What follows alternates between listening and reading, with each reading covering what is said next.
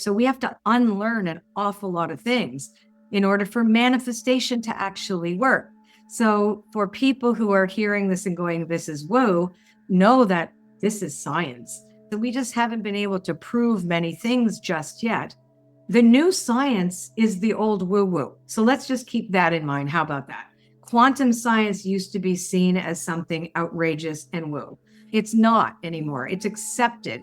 There is a manifesto for post-materialist science that had been signed by some of the greatest minds in this world to actually state that consciousness is fundamental to matter, right? So it comes first, consciousness. So whatever people think is woo-woo, like for example, even being able to do readings, it's because we tap into shared consciousness. That has been proven by Princeton University.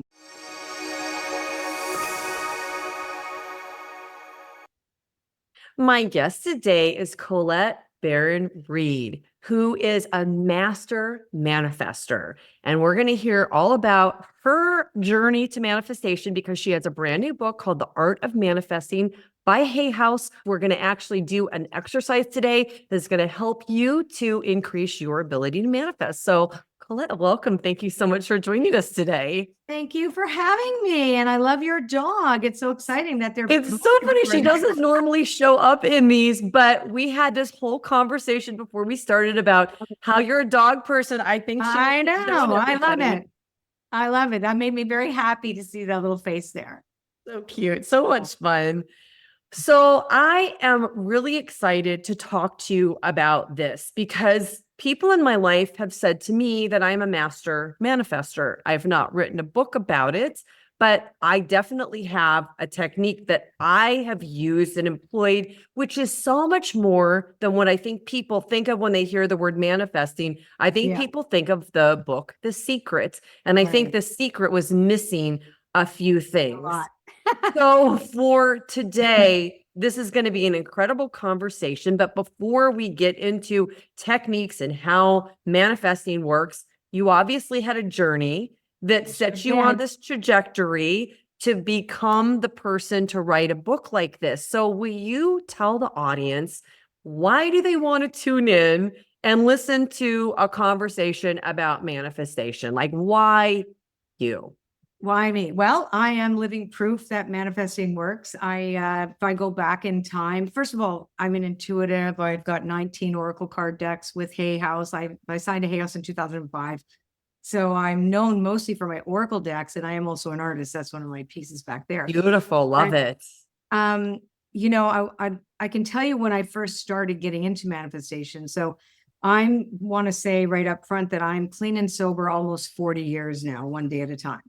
So when I go back to how my manifestation journey began, it was when I got clean and sober. So I'd spent many years before this in, around the music business, actually, because that's where I came from.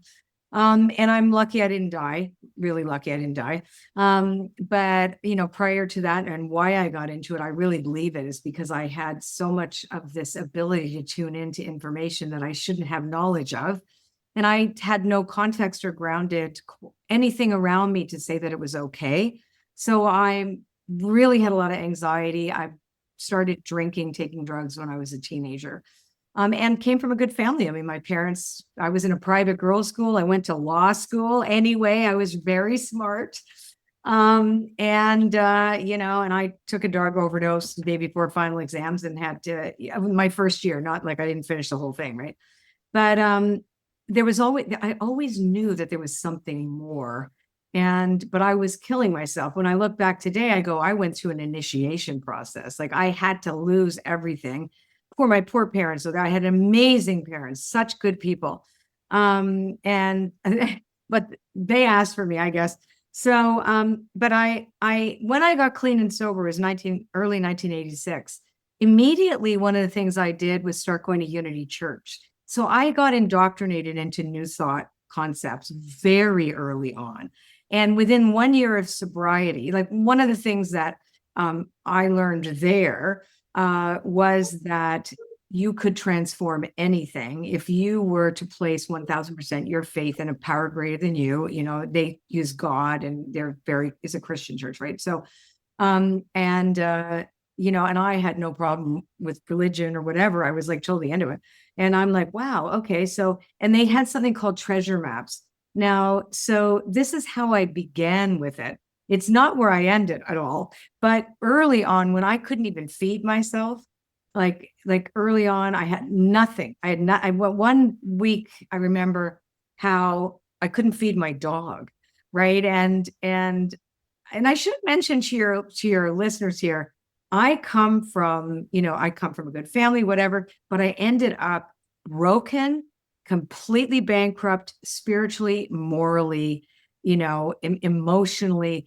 I was a mess. I was a hot mess. And I was actually voted least likely to succeed.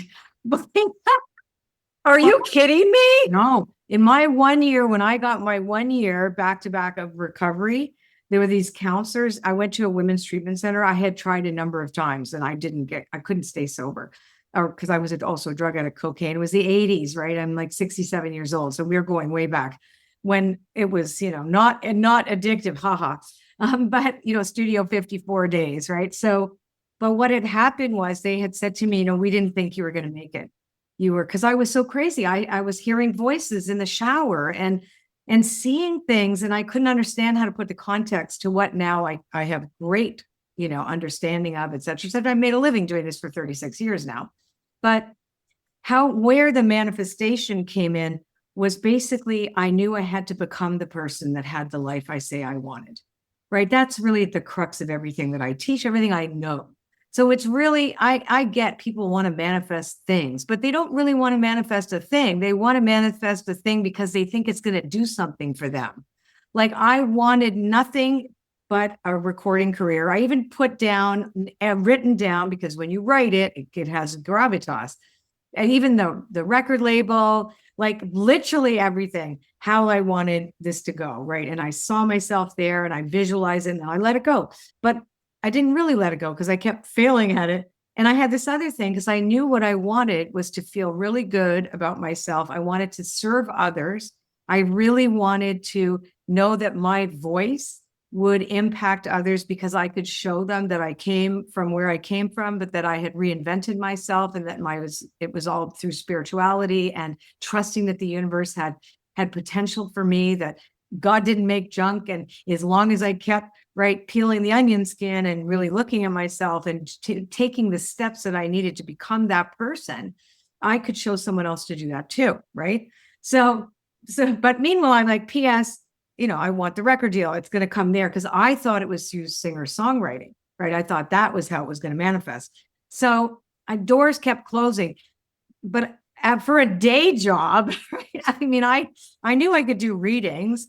And I certified as an aromatherapist. And then I started touching people. I started tuning in. I'm like, oh, your stepfather was Frank and he molested you when you were 8. And you're carrying a lot of tension as part of your body. I mean, I learned later on not to do that. But it was like, wow. And then people just wanted to talk to me. And that's how my reading started, was that. So that was how I made a living while I was banging my head against the wall trying to get this other thing. And I got everything that I wanted in front of me without knowing that I had it. And it grew into this thing without me putting any attention on it whatsoever in the first 6 years that I started doing readings. Now, remember, there was no internet when I did this. There was no social media. Sorry, I don't know what that happened. There were no cell phones. I don't know what that is. But anyway, Zoom. Thank you, universe.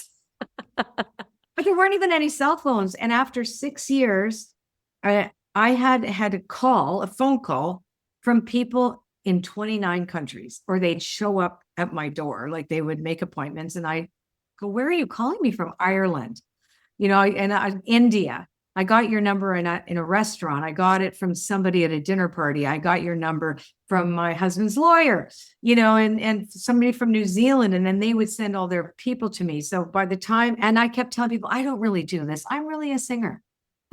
Don't come back next year. Meanwhile, I've manifested this whole thing of feeling good about myself. But I really believed that I was meant to do this rock star thing and that I was going to be redeemed by this other thing. So here's the interesting thing. I got the record deal. I got everything that I put down, that I wrote down, and I was a doodler. I never actually put the two together until not too long ago. It was like, wait a sec. this is me doing the art to bring it in. Like I kept doing that all the time. I kept like 40 vision boards and all the things that I had drawn and done this. So I got everything that I put down once I gave it up because I couldn't take it anymore. And I had gotten Hay House came knocking, and well, actually, no, that was after. So, but regardless, the readings were great. I was flying all over the world. I was being invited places to, I was going to move to London. I had a lot of the outside the royal family, but quite a very highfalutin clientele there. But also I was helping. I knew I was helping. So I gave up the music, but it was all there. I had written it down because sometimes people give up before they think it's got to be tomorrow, like on the time, say, excuse me, universe. Like, well, yeah, like it's at 11 o'clock next Friday. You're supposed to deliver this for me. But it took me years. I gave it up. I'm like, oh, this is too painful. The next thing you know, knock, knock, knock.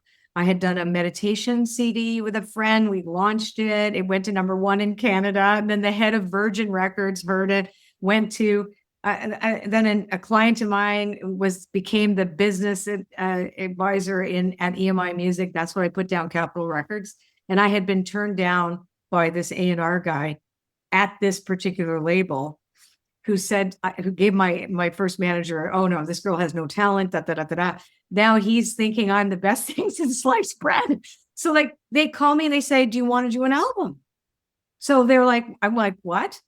I'm like, I go to bed at 9 o'clock now. I do not want to go out on the road or do any of this. Like, really? You want me to do that? So they're like, yeah, we want you to do this whole really cool, interesting chanting thing or whatever. So I flew down again. I manifested. I saw this man in my head. He did this music for this film. He worked with Tori Amos. And I'm like, that's the guy. And so I had no idea how is this going to happen. Sure enough, that was the guy that they paired me up with. And he heard me sing. He goes, we're not doing the album that they want you to do. We're going to write songs. I went, really? But that's not what they paid us for. He goes, that's too bad. We're going to write songs. So we wrote half of Magdalene's Garden, which is the album and the president. I said, listen, I'll give you your money back. These songs are really good. Like you could take it back. I know you want the new age thing, but really this is it. He goes, you know what? I'm going to send this around. I'm not going to tell anybody it's you. I'm just going to let people listen to it. And if they think there's something there, we're going to send you back to LA and do an album. Sure enough, that's what happened. And it was all written down on the manifestation chart that I had done years before, because I could go right back to one. Holy crap. What it didn't do, because I had already manifested and I know I was supposed to do both at one time. I knew it. Right. So I'd already manifested everything, but I couldn't recognize it. I didn't really recognize it because that was the only thing I wanted. So I got everything I wanted. The album came out, critical acclaim, the whole 9 yards, and I was miserable. I was too old, too fat. I was too old, too fat, too this, too that. I didn't fit in. I was not this. I was not that. It was torture. It was misogynistic. And when they did find out how old I was, because I look really young, I'm 67. And I was 40. They thought I was 27 or 20. They thought I was really young. And then I let it slip how old I was. Oh my God. So that was all anybody talked about. EMI Music takes a risk on a mature artist. But regardless of that, when I was sitting in our version of Canadian, that was the other thing. I really wanted to go to the Juno Awards. That's our Grammys. There I was at the Juno Awards with the president of EMI Music sitting there knowing that I got to get out of here because I'm going to drink if I don't leave, because this is the worst I've ever done. So I said to him, I ate 2 entire plates of food, right? I ate somebody else's food. I just kept shoving food in my face. And finally I said to him, I really don't feel safe. I have to go now.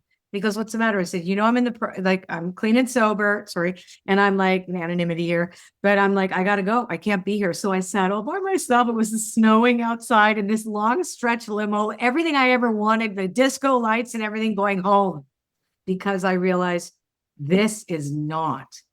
When people manifest, they don't realize that they are not. That's what I'm saying. You got to be aware of the why. What is your motive behind this? It's not about getting a thing, because I was not to be redeemed. Thank God I didn't get it any sooner, but I got literally everything that I said I manifested.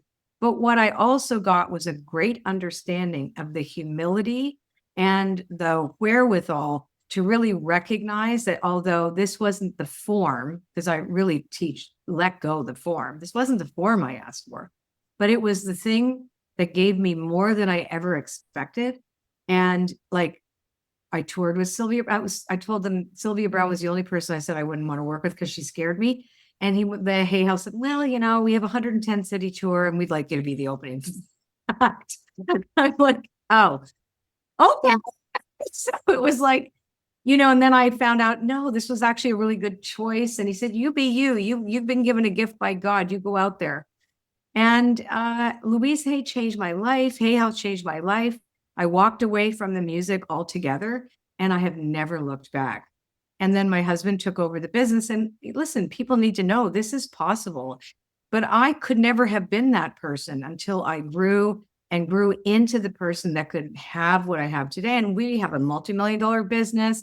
I have more music projects. I'm an artist. I sell my paintings. Like I have a life I never would have dreamt of. It's 10 times better than the dinky thing that I said I wanted. Right? But I recognize that when I am grateful and I put spirit first, and I know better now, it's like surprise me. I know I say I want this because I think that's it, but universe, you pick the form for me. All I know is I'm going to rehearse the feelings and get out of my head. And if it's not meant for me, just take it. Just take it. Let's talk about the not meant for me. Oh, I have a I great think that story. this is a really important point with manifestation. And people I aren't told. liken, what's that? And people are never told that. I think I liken this to the lottery example. Okay, there are a lot of people who play Yep. the lottery and they put an amazing amount of attention on, I'm going to win. They see themselves as winning and they play and they play and they play. And we talk about time. They might play for years. They might play for 20 years and they never win the lottery. And the reason I think that that happens is because I believe that each person has a soul contract. Yes. And I if we have a believe that soul too. contract, there are certain things that if we achieve them, if they happened, would keep us from what we planned as the Yes. higher version of ourselves. So I would love for you Oh. to speak about that part of this. Yes. So oftentimes I've seen, and actually, there's a great Unity Church minister that talks about this called Catherine Ponder in her book, The Dynamic Laws of Prayer. And she talks about something called chemicalization, that when you are on this spiritual manifestation, and they don't call it that. It's like, I believe it's co-creation. We create with a partner of spirit and if we are inspired towards it, if it shows up, if the door opens effortlessly, then there's an invitation that comes from a power greater than ourselves. When the ego is the one that claims it and grabs it, it's a very different thing. So oftentimes we're doing the ego grab thing because we want that thing, assuming that it's going to give us an experience when we get it.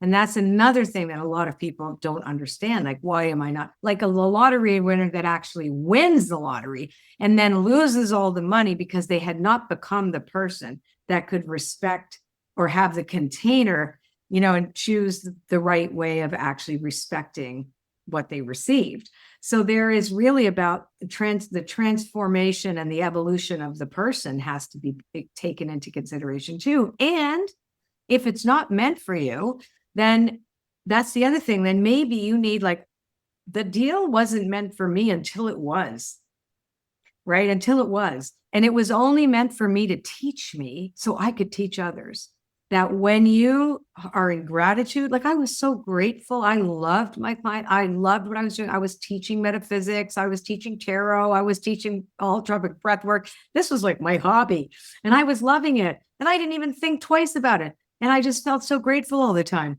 But that's how you manifest. That's really what you do.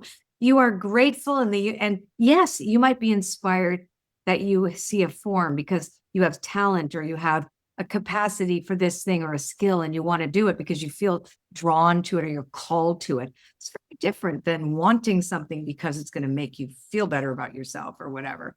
Or so if you have less attachment to it and you just feel called, and then you say, I'm going to be curious, because curiosity is the superpower that you need if you are really going to be a successful manifestor.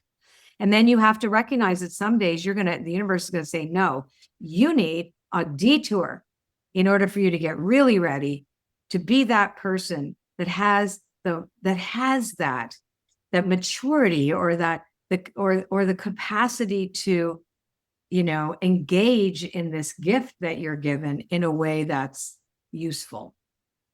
That makes a lot of sense. So let's talk about what I think is the accelerator to manifesting, that the secret never talked about. And that is about your vibration and the type of feeling that you're having and associating with manifestation. And I know that you wrote about this. Yeah. Well, actually, we have in the book, The Art of Manifesting, we actually have a drawing, and it really helps your brain plasticity, where you actually draw, and you don't even have to know how to draw. Anybody can do it, but you're inviting a part of the brain to get active with it, where you're drawing frequency lines. And so when you set an intention, we make a dot, and that represents it. Everything is symbolic. And we're like, okay, so we're sending out a feeling state, and we draw it. We say, this is how it looks. We're talking to the universe. We're sending frequency lines all the time. So whatever you're rehearsing over and over again, you're going to see more of that, because that's what you're broadcasting. And the universe always answers you. And it answers you through this mechanism we call the brain. So that's what we call it. And we do have something called the reticular activating system of the brain, right? That way, and I call it the bouncer, right? So we've got a bouncer, and that you've got a party going on. And if all you're rehearsing is doom and gloom and doom scrolling and chaos and polarity and all that stuff, that's the only people they're going to let in the party. Okay, fine. We're going to show you all that, more of that. The universe is going to give you more, because they say, oh, she's broadcasting that. Oh, we must give her more of that, because that's what she's asking for. Because the universe is humongous. It has everything possible that you could even possibly imagine, and more than you could ever think. So then if you rehearse something different, and that doesn't mean you have to change anything on the outside at all. That is not what you change. You change in here. You shift and you say, I'm going to rehearse this state of being. And you don't have to even believe it. You have to feel, right? So oftentimes we feel into our belief, because then we start to see. For me, I was just to the point in the very, very beginning. I'm like, okay, well, nothing I did has been working. Sorry about this. Nothing I did. So show me something else, because I'm willing. And I had to get willing to say, okay, I don't really 100% believe this, but I know how to feel. I know how I want to feel. So but I do believe that there is a power greater than me. I just don't understand the process. Okay, so I'm surrendering this. I'm just going to rinse and repeat the feeling state until it became my reality.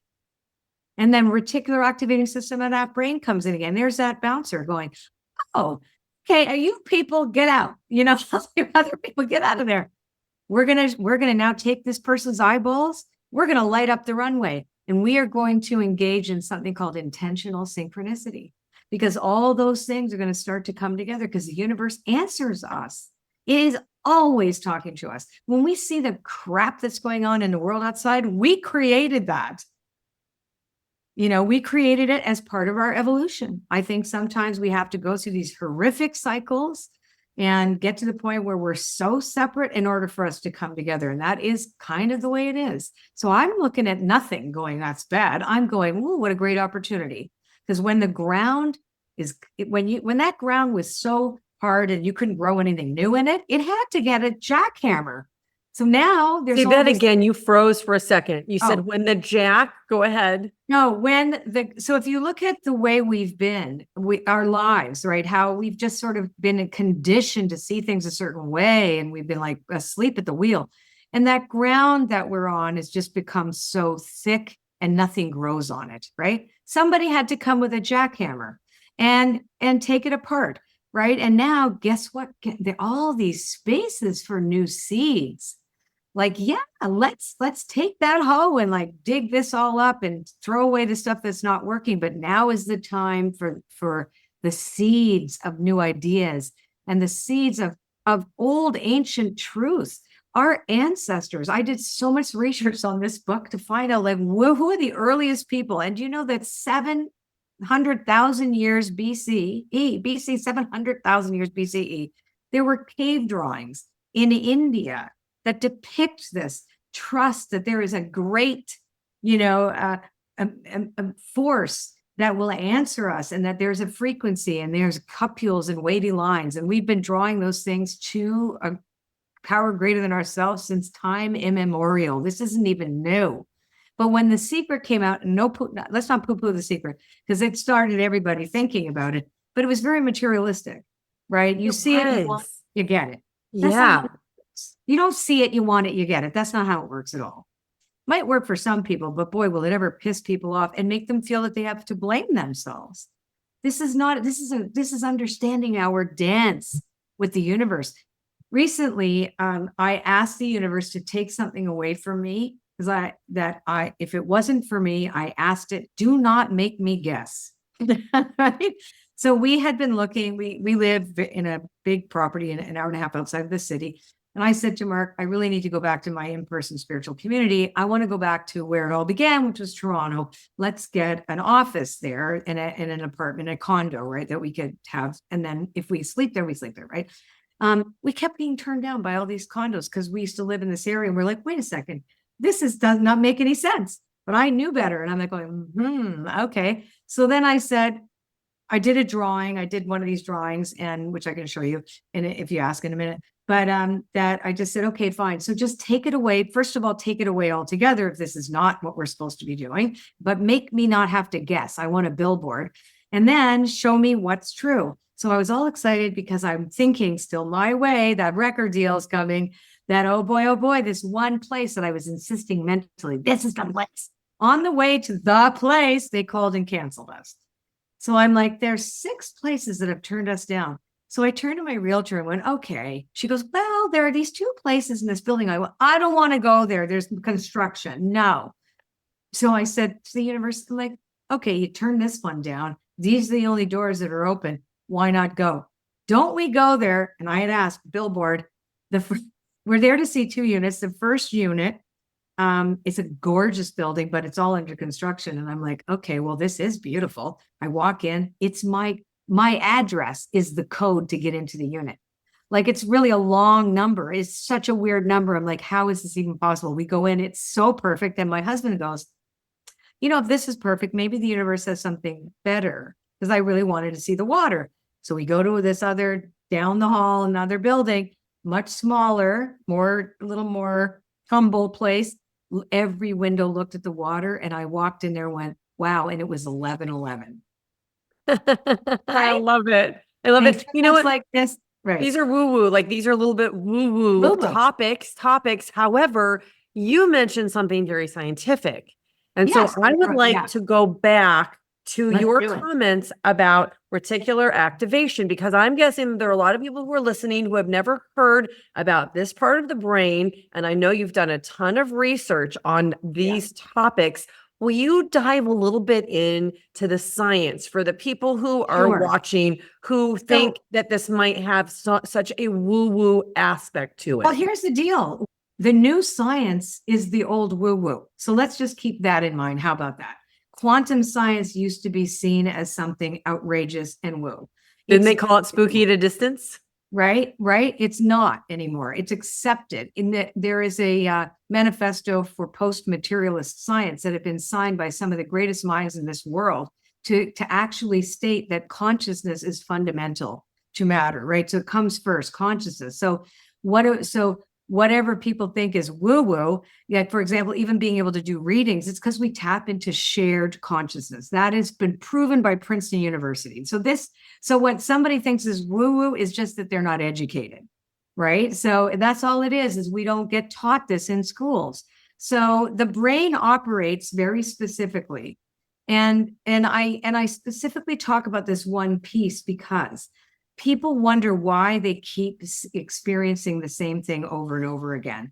And it's because they are expected. They may have a trauma response. They're looking for something that's familiar, or when they approach something familiar, the part of the brain that sorts what is important or known is that. That's the one part of the brain. Everyone has it. There's no such thing as a person that doesn't have it. And why we have it is beautifully illustrated in Dr. Bruce Lipton's book, The Biology of Belief. So if anybody wants to really look at a really well-written book on this particular thing, this is how the brain works and why it is that we experience what we do, and why epigenetics, which is used to also be thought as woo-woo, and that right, that the environment of the cell is actually the intelligence of the brain, and then beyond that is the environment, and beyond that it's consciousness, right? So it's all in that book by a real doctor.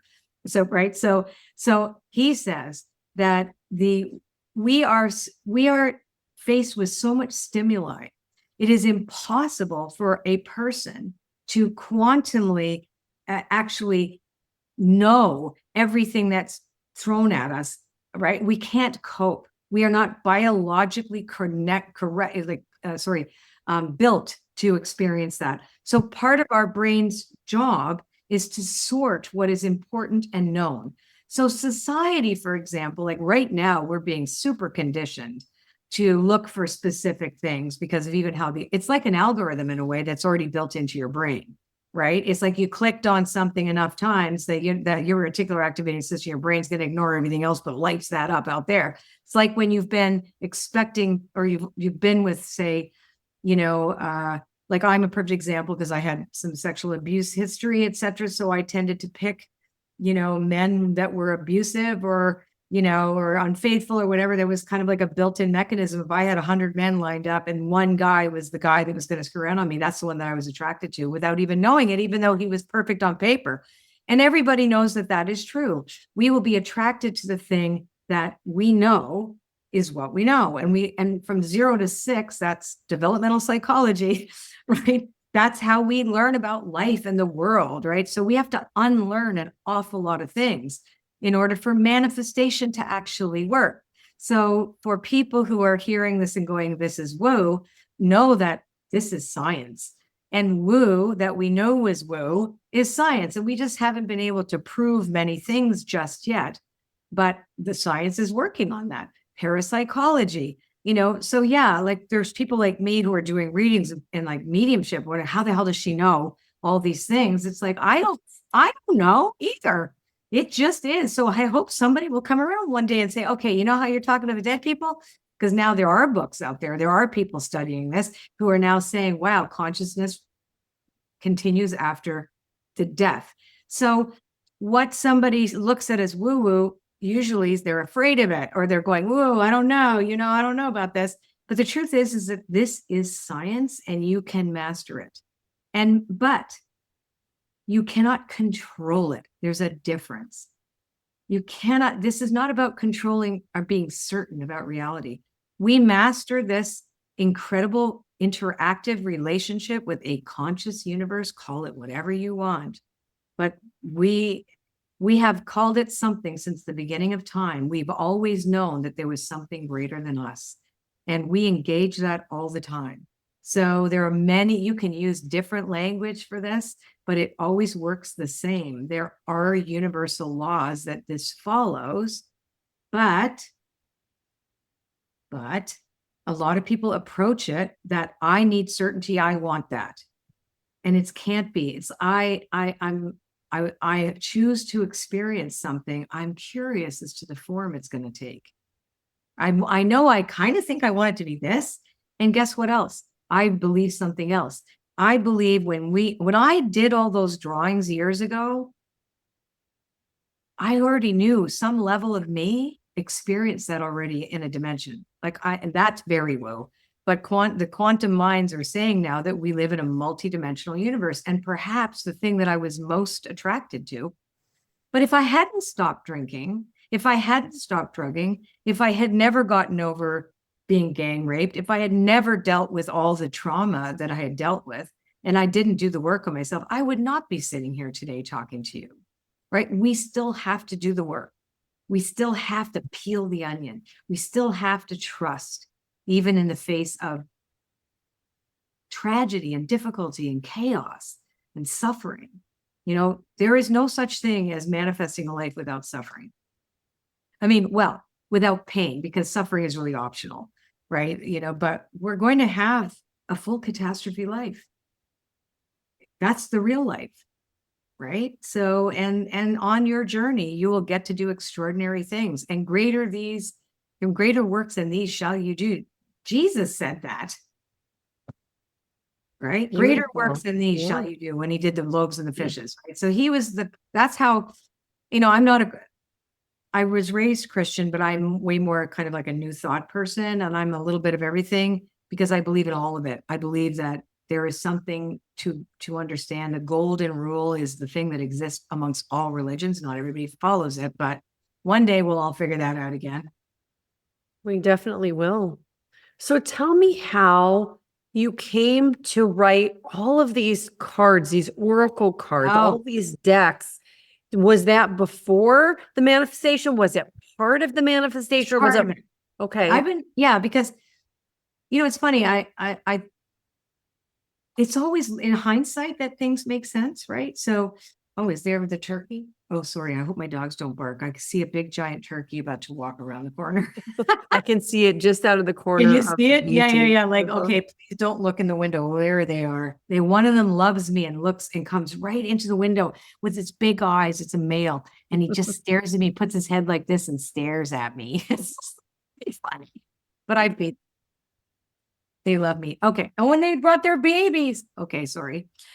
Anyhow, that is a sign about generosity, because turkeys are about generosity. So you asked me about doing the oracle cards. So I was divination. So I was a kind of a weird little kid. My dad actually he collected because he taught me how to read Turkish coffee cups, even though I was supposed to be a lawyer. There was some mixed messages in my household. But my dad came to this, and he had the ability, but he was a scientist, an engineer, inventor. Like, you became a lawyer. You didn't do this stuff, but you could learn it and do it. But we're not doing that, right? So we didn't put you in private school to do that. But so I was always interested in ancient divination techniques. I wanted to know how to talk to God outside prayer, meditation, and then these things like, whoa, all these people, they used to look at birds, found, for formations of birds and water divination. And my dad had all these obscure books, and I would go to these old bookstores because they didn't have internet, right? They had libraries, and I really was fascinated with history and where Mesopotamia and like Babylon, and also, why did they outlaw in the Bible? What was going on politically at that time? So I was fascinated by how people talked to what they thought were their gods. Maybe the indigenous people talked to nature. They had tree spirits. Like, I was curious about what is the language. So that became kind of a weird little obsession of mine. And I kept reading all these books. By the time I got to Hay House, I had already created a second opinion deck for myself because I was reading tarot. I became very good at reading tarot, and I taught it. But in my readings, I recognized it was very medieval. Like, even the pictures on it of the original tarot decks were like, you had the skeleton with the scythe, like you have that awful guy coming, death, and then the first people being shut out of the church, and you have all these depressing pictures. So people would be like, oh, those are bad. And I'm like, to create something that is more, a little bit more modern in a lexicon that made sense, that of all the other ones that I studied, right? So I created one. I just put stickers on playing cards. I made little symbols, and and I would do the readings based on what I had. But how I had created the lexicon, which is actually the language, was I looked at what did all these divination systems have in common? What were the universal themes? Not what was true to the culture at the time, because they're artifacts of culture. Like, tarot is the artifacts of the medieval culture, the way it's depicted, but it still has all universal experiences that we can still know today. So same with the I Ching. So the tarot, the I Ching, and Norse runes were my three go-tos. And then the Lenormand came later. I didn't really like it. But then, of course, all the ancient ones back in Greece and ancient Rome. And also, I'm Serbian. So there's all of this really interesting Slavic folklore that most people don't know about because it's not been popular and whatever. Anyhow, so I put this together, and that became like the kind of sourdough starter of all my decks. And when Hay House signed me, they said, would you like to do an oracle deck? I went, oh my God, yes, I would. So I just used my sourdough starter and added a few things to it that made sense. And that became Wisdom of Babylon. And then I did another deck because I recognized that I am meant to do decks, and that became my focus. And it was not commercial to do that at the time. And, it was like, my husband said, like, I said, I want to do a whole school around this. I want to teach people how to transform themselves using this as a tool to speak to the divine about themselves, not about predicting. And we're like, okay. And then Hayes like kept offering me to do another deck. And then I think I became, for a period of time, I'm not the number one person anymore, but I was the number one deck creator at Hay House. I've sold over a couple million now in 27 languages, etc. But it was never something I had ambition for. It was the calling. It was such a calling. Like, it called to me, come and make me, come and give me a form, come and give me this. And so to me, that I got to do it at all was one of the biggest blessings, that they believed in me. But the people they loved them, right? So people loved it. Now it's so ubiquitous. Everybody and their brother makes an Oracle card deck.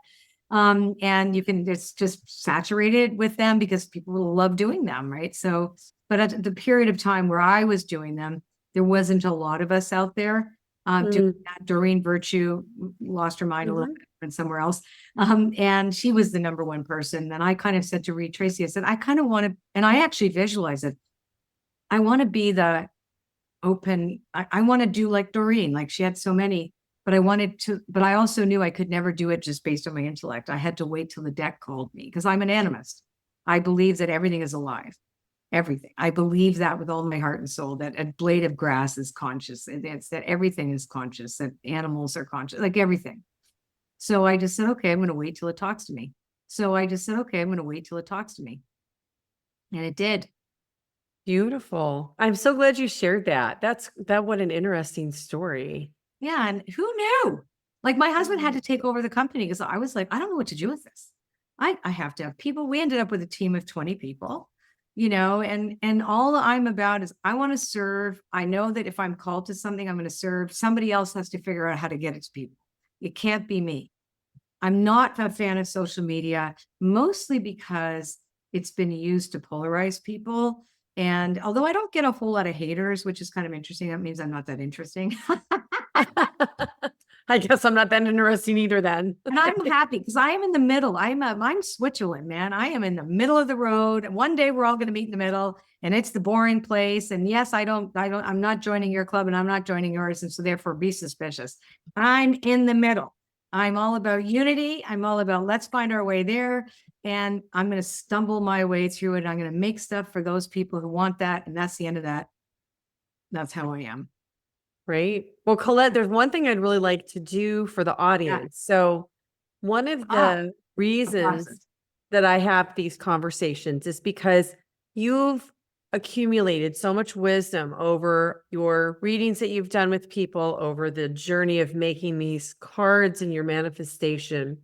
And if I can help the audience find a gold nugget, we can go to them, they can grab it, extrapolate, and put that information to use. So what I'd really love to do with you is to spend a few minutes going through an exercise that they can implement to try and improve manifestation. We can call it Manifestation 101. Awesome. So before we start that, I know I didn't ask you this in advance, but can you pull a couple of Oracle cards for the audience and let's see I'd love to. what comes up for them? But let's find out, let's ask a specific question, because the cards reflect how the question that we ask is going to have an impact on what we see. Okay, so if the channel is really about helping people wake up to the power of who they are, remembering that they're part of the collective. Great. Okay, I would like to go with that angle. That's easy, because my entire school, everything I teach is all about discovering your authentic voice and your unique, authentic, inspired life, which is yours, not anybody else's. Okay, good. So how about this? How do we all stay in alignment with our most authentic path that is right for us, right? Yes. Yes. Prosperous path. Nothing wrong with that, because then we can help other people. The more we create, the more we can help others, right? Beautiful. Okay. Yes. Oh, I love this. Okay, I'm choosing 2 cards. This is great. I'm excited. Okay, so there's 2 cards that have such an interesting co-story. So Okay. this one is happy. This one is happy, happy. And this one is chaos and conflict. And it's in the protection position. So I'm going to tell you what it means. This is the first card I talked about, which is about gratitude and joy. The more we rehearse those feelings, the more we're going to see them. However, we don't have to wait until this isn't about toxic positivity where you bypass anything. This is like, I'm going to do that right in the middle of all this chaos, right? The Which chaos, is 2025, what the world's going through right now. right? I'm going to do it anyway. I am going to be honoring and respectful of everything that's going on. And I'm going to give it the due, whatever the energy I have, whatever it's due. But what is mine to own, if I do have that, and I think the word privilege has been really overused, but if I'm going to say, if I have the gift of being able to have the ability to put some effort into this, I'm going to do it. And what I'm going to do is I'm going to sit in the middle of all that chaos and I'm not going to identify with it, but I am going to rise above it. And that is what I want to teach everybody how to do. Okay. Not try to change or force or make anything outside of you different. All right. So here's what we're going to do.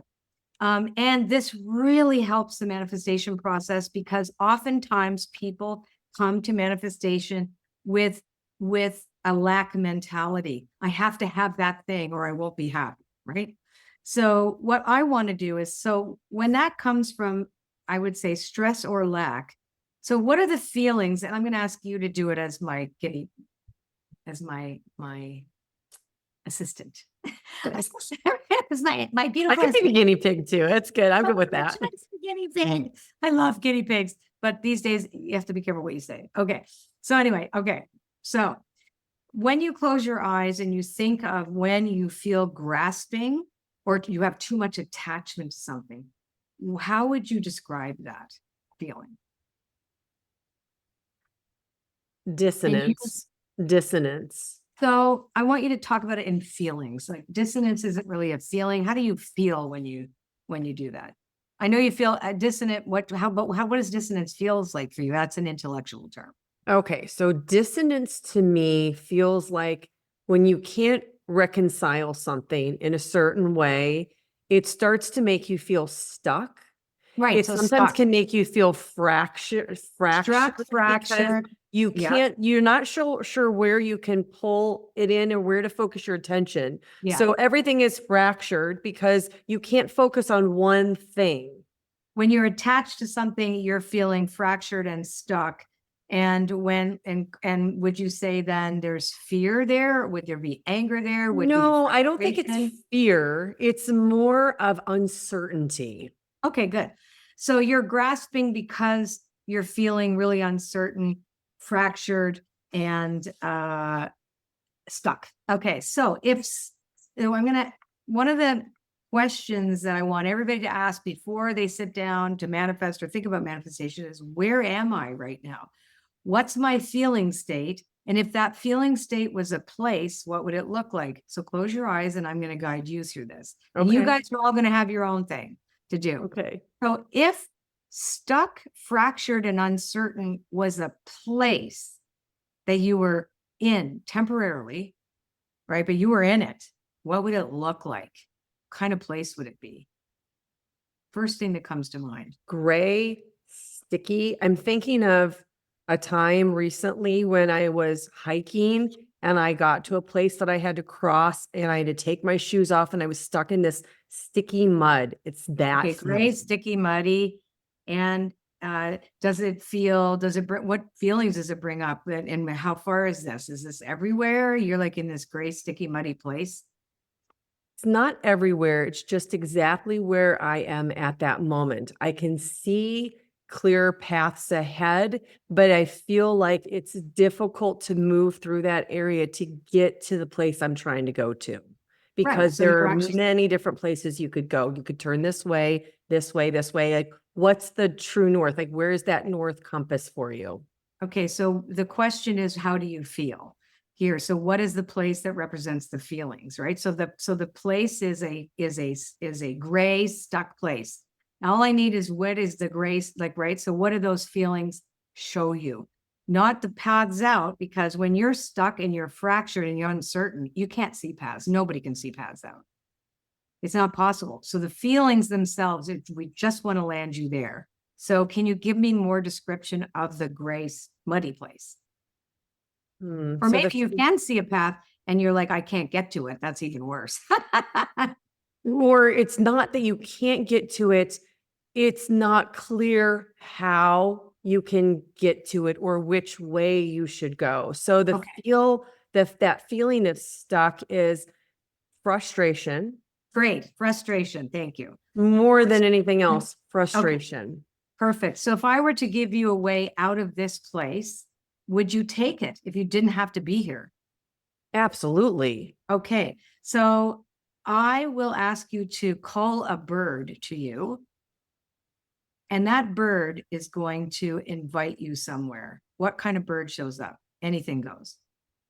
It's a bird from the Upper Peninsula of Michigan. I have to look up the name of it, but it has a very, very sing-songy, windy song. And whenever I hear it, it gives me so much hope. It's a very Okay, awesome. ethereal bird. It's ethereal. Okay, perfect. So your ethereal, hopeful bird, I want you to climb on its back, move your sits bone a tiny bit, and allow this bird to take you high, high in the sky until all you see is blue, Mm.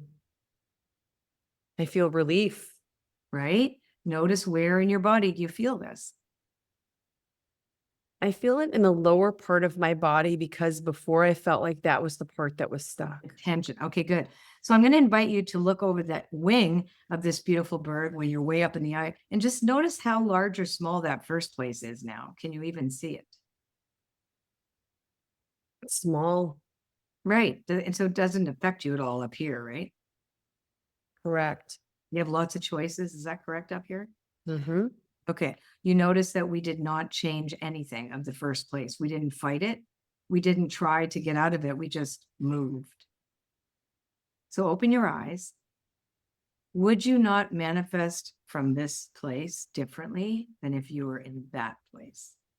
Of course you would. Right? So this exercise is called Get on Your Bird. And the reason why the bird works too is because in our ancient brain, all of us, our earliest ancestors looked into the world. They could mimic anything. They could swim. They could climb a tree. They could dig a hole. They could do all of these things that animals could do, but they could never fly. So a bird represents the intermediary between us and spirit. In our oldest brains, in our ancestral brain, it will go, that's magic, I'm going. Right. So it'll never not do it. If I've tried different techniques and I'm like, okay, try it without the bird. And it's like, no, well, I can't. I'm really stuck here. I've got chains. I can't move. But when the bird comes, that automatically the brain goes, oh, let them get on that bird. And then when you look down, you realize, wow, my body is completely different. I would not even think twice. I don't even know what that place is. Right. So, what happens when people approach a manifestation process is that they come from it oftentimes in a knot, wanting uncertainty to go away, wanting something to occur that is different than where they are, right? Even changing something. And it's like, no, just be curious. Let's go up on that bird and see, well, what else do you see? And up there, you would have noticed I have like 100 different paths I could take. I'm going to fly down to that one. Right. So it's really a way to move the mind without analyzing it. We don't worry about why do you feel stuck? I would never even ask that question. Like, we don't talk it through. It's like, okay, this is the representation of that. Let's call a bird. Let's move. Now we're ready. Now we're ready to get grateful. Now we're ready. Our bodies are ready. Our reticular activating system of the brain just turned on and went, well, that's important. We don't have to change anything. All the chaos, you don't have to do, you just have to hold the space and let the things fall. Sometimes you are going to, especially now, you're going to get detours and you're going to get seduced. You'll get seduced by online things and the algorithms and whatever, being told how to think, how to feel, how to be. Don't allow that. Get your agency back. This will give you your agency back. It's simple. You don't have to think for it. And then you draw it. You just draw circles and circles and circles to start. And your brain goes, well, that's important because this must be something that now that the body is involved, it must be real. Colette, that was powerful. Well, I Nope. would imagine that by now, people who have been watching, listening, who have tuned into this part are like, where can I find her? What does she have? How do I work Yeah. with her? Yes, just go to I'm sure you'll put it in your show notes, ColetteBaron-Reid.com. You can try my Oracle cards for free. How You do you can, do that? you just go to the website and you can sign in and you can try my cards and see if you like them and do whatever. Yeah, we let people try them for free, That's nice. see how it resonates. And then I have a membership, I have a school. You can't join any. I have a mastermind. I have a bunch of things. And on Instagram and Facebook, you'll see a lot of videos now that show you how to do this, the art of manifesting. So I appreciate you having me on at this time too, which is great. And yeah, I mean, I really believe that we're living in the most extraordinary times ever. And that the more of us out there sharing the different ways in which we approach these things, because there's many ways. I always say there's a million paths to enlightenment. Pick one and then pick a few other ones. And like I'm always like, okay, a little of that, and a little of that. And if something resonated with you today, I hope that I've touched you in some way. I love this woman. And yeah, and just know what you're seeing out there is not the whole reality. There's a whole other world you can create right in the middle of all of it. Absolutely. Oh my gosh. This was so much fun, Colette. I Thank you. really enjoyed listening to your story. Thank you so much for the generosity of sharing what you are putting out into the world. And I want to thank you for what you are doing to help wake up the collective. It is so needed right now. Thank you so much. Just remember, you can doodle your destiny too. And thank you, everybody, for watching. This channel's for seekers, for hearts who remember there's something more. Subscribe to join the awakening.